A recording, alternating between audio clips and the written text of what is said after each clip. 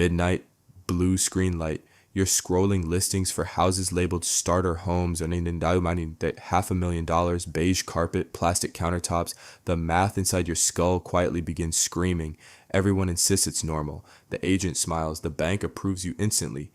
But approval is not affordability. Approval only means the machine believes you can bleed slowly enough. The first lie, homeownership equals wealth. No, debt masquerading as pride. 30 years of payments wrapped in granite countertops and congratulatory Instagram photos. Let's run the numbers calmly. A $500,000 house, 10% down, $450,000 borrowed, interest humming quietly like a predator breathing behind you. Mortgage payment around $2,800 monthly. That number alone already intimidates most salaries. Unfortunately, it's only the first artery the system opens. Add property taxes, insurance, maintenance, private mortgage insurance, the monthly fee for not being wealthy enough. Suddenly, the house demands over $4,000 every month. Financial advisors whisper a quiet rule. Housing should consume 28% of income. If your house costs $4,000 monthly, your household must earn roughly $180,000. Median household income sits around $84,000. See the fracture? Society asks average people to purchase assets priced 6 times their yearly lifeblood. Your brain feels the contradiction instantly. Cognitive dissonance activates. Culture whispers ownership equals success, yet mathematics quietly delivers the verdict: impossible. Here is the psychological trap. Humans evolved to seek shelter security. A house signals safety to the primitive nervous system. The market weaponizes that instinct. You are not calculating calmly. Your dopamine loops fire every time you imagine keys, backyard barbecues, stability. Emotion floods the brain before arithmetic finishes speaking. Meanwhile, every participant profits from your optimism. Banks sell debt, agents sell urgency, developers sell dreams. None of them carry the 30-year burden. The system does not measure whether you thrive, only whether you can continue paying. Financial survival is enough for the machine. Comfort is irrelevant. Imagine a fortress with golden walls. Beautiful outside, inside, invisible chains connect every room to your paycheck. Miss one payment, the chains tighten. This is called being house poor. Your income feeds the structure. Your stress maintains it. Ownership becomes a quiet, respectable form of financial captivity. The paradigm shift is brutal. Approval is not victory. It is merely permission to enter a contract designed to harvest decades of disciplined labor. Wealth is not property. Wealth is margin. Margin means breathing room between income and obligation. Most 500,000 houses annihilate that breathing room instantly. Now we arrive at the Obsidian Protocol. 3 rules, brutal, non-negotiable. Ignore them, and the house slowly converts your future into mortgage payments. Rule 1. Never calculate affordability using bank approval numbers. Banks tolerate risk differently than your nervous system tolerates financial anxiety. Rule 2. If housing exceeds 1/3 of your real take-home income, you are not buying shelter. You are purchasing permanent financial tension. Rule 3. If purchasing the house eliminates your ability to invest, save, or survive emergencies, the house is not an asset. It is a beautifully decorated liability. Imagine 2 households earning identical salaries, and one buys the expensive house, the other rents modestly and invests the difference every single month for decades. The first household owns walls but no freedom. Every surprise expense becomes a small financial earthquake, shaking their carefully balanced monthly survival plan. The second household builds silent financial gravity. Investments compound quietly. Liquidity grows. Flexibility appears. Wealth begins behaving like oxygen instead of decoration. Society will mock the renter. Culture worships ownership because ownership is visible. Financial resilience is invisible, quiet, and therefore deeply misunderstood. The market exploits this psychology ruthlessly. Humans fear missing out more than they fear mathematical catastrophe unfolding slowly across 30 silent years.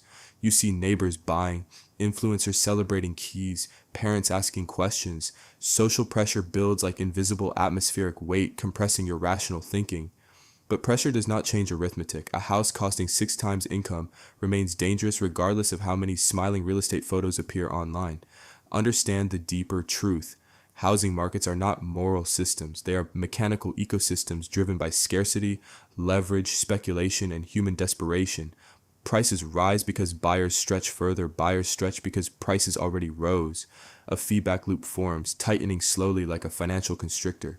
Eventually, reality intervenes. Income cannot stretch infinitely. Debt cannot compound forever without consequences rippling through the economy like fractures in stone.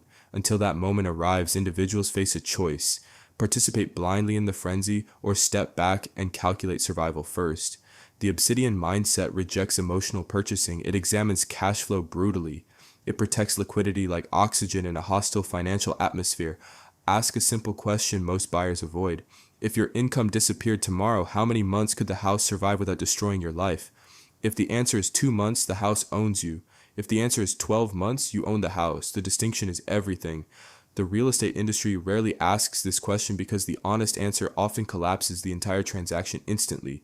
Instead, they show kitchens, lighting, granite, lifestyle fantasies. The emotional brain nods enthusiastically while the financial brain quietly suffocates. This is why midnight scrolling feels hypnotic. The listings are not properties, they are carefully engineered psychological triggers targeting security, status, and belonging. So pause the scrolling, step outside the hypnotic feed, run the numbers slowly, coldly, without fantasy contaminating the equation. And then ask the final uncomfortable question: are you buying a home to improve your life, or volunteering decades of freedom for decorative walls? Imagine signing a contract that quietly siphons 40% of your income for 30 years. That is not shelter. That is a long, elegant financial extraction. Your nervous system does not interpret this calmly. Chronic financial pressure activates survival circuits, elevates cortisol, and slowly converts everyday living into background anxiety. Every unexpected expense becomes an emergency broadcast. Car repairs, medical bills, a broken water heater suddenly feels like an existential threat. This is how house poverty actually feels. You technically own property, yet psychologically you live inside a permanent state of controlled financial emergency. Meanwhile, culture celebrates the moment you receive the keys. Nobody films the following decade of quiet stress calculations happening inside your head at night. Because stress is invisible, equity is theoretical, but monthly payments are brutally real, punctual, and indifferent to whatever chaos life throws at you.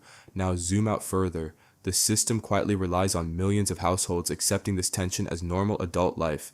Banks profit from interest, governments collect property taxes, insurers charge premiums, entire industries orbit around your long-term obligation. That does not make homeownership evil. It simply means incentives inside the system rarely prioritize your long-term financial peace, which returns us to the central principle. The intelligent buyer protects flexibility first, pride second. Survival before status. This mindset alone separates financially resilient households from those trapped inside beautiful structures they cannot comfortably sustain. Let us examine one final psychological illusion: permanence. A house feels permanent, solid, immovable. That emotional weight makes buyers ignore fragile financial foundations, but permanence is deceptive. Jobs disappear, markets shift, health fails. Life introduces variables that mortgage spreadsheets politely pretend will never occur. A resilient financial life assumes instability. It prepares margin for chaos instead of assuming the future will behave politely. When housing absorbs too much income, that protective margin disappears completely. Every disruption becomes amplified through the mortgage obligation. Suddenly, the home transforms from shelter into pressure vessel, containing financial stress, building slowly under the surface. This is the silent paradox of modern housing markets. The asset designed to create stability often becomes the primary source of instability, and yet millions continue stepping forward willingly because the alternative feels socially unacceptable. Renting carries stigma, overextending carries applause. The Obsidian thinker rejects that script: reality first, arithmetic first, pride later if the numbers actually allow it. Because the real symbol of wealth is not the house itself, it is the quiet ability to live inside it without fear. So let us remove the final illusion. The bank approving your loan does not mean the house is affordable. It means the bank accepts the risk. Your risk tolerance, however, is measured in sleepless nights, financial stress, and the quiet erosion of freedom over decades. A house should expand your life, not compress it.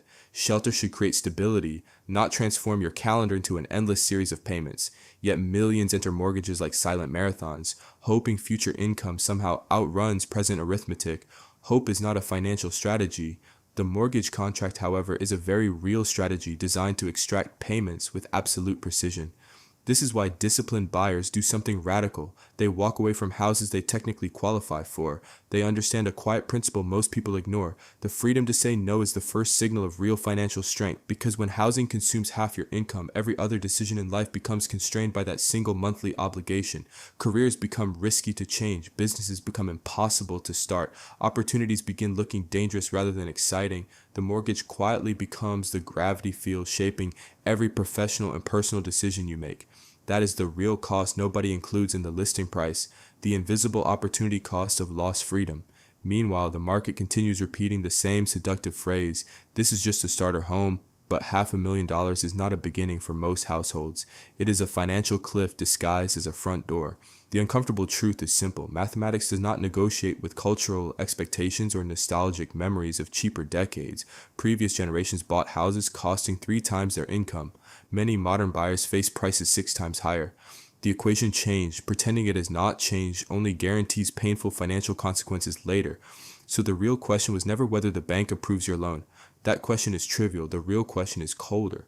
After paying every cost, every tax, every repair, will that house actually improve your life?